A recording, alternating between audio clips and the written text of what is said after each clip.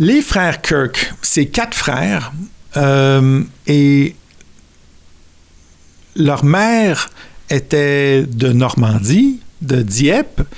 Tous les frères sont nés en France, donc parlaient français, j'imagine. Mais ils sont partis en Angleterre. Le père, donc, lui, c'était un marchand de vin, je pense, en Angleterre. Et ils vont se réfugier quand?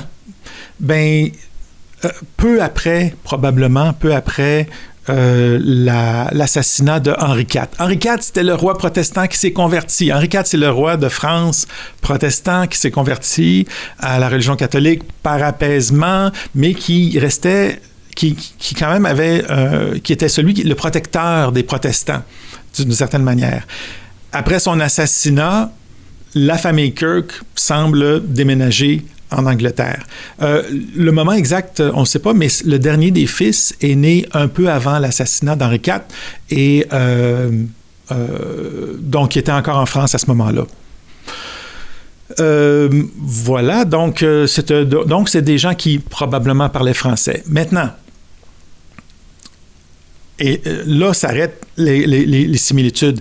À l'époque de leur arrivée à Québec en 1628, 1629, en Angleterre, c'est le combat entre les anglicans, ça c'est la religion d'État, qui est très proche de la religion catholique dans sa manière. Là, c'est une monarchie religieuse avec un pape, sauf que le pape, au lieu d'être à Rome, c'est le roi d'Angleterre. Ça, c'est le pape. Donc, ça, c'est les anglicans. Mais il y avait aussi des catholiques et il y avait les protestants parce que le protestantisme était à la mode.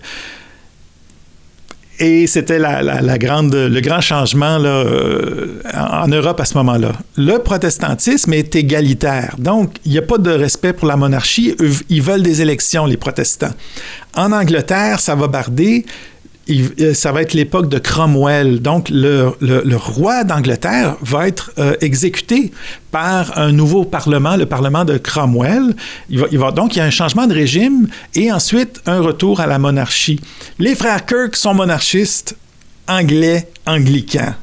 Fait que des potentiels protestants de Québec qui viennent de Normandie aussi ou du Poitou, des calvinistes, là, comme leur mère, ils sont pas du tout, il n'y a pas de rapprochement, là. Il n'y a pas de rapprochement, il y a comme une opposition, là. Je pense que c'est peut-être ça aussi qui a fait qu'il y a eu des surprises. Je vous dirais que dans la plupart des livres d'histoire que j'ai lus, des sources historiques que j'ai lues là-dessus, ces distinctions-là sont pas du tout considérées, là. Sauf en anglais. Dans les sources en anglais, là, ça, c'est plus clair, là. Anglican, protestant, catholique, c'est 3 affaires différentes.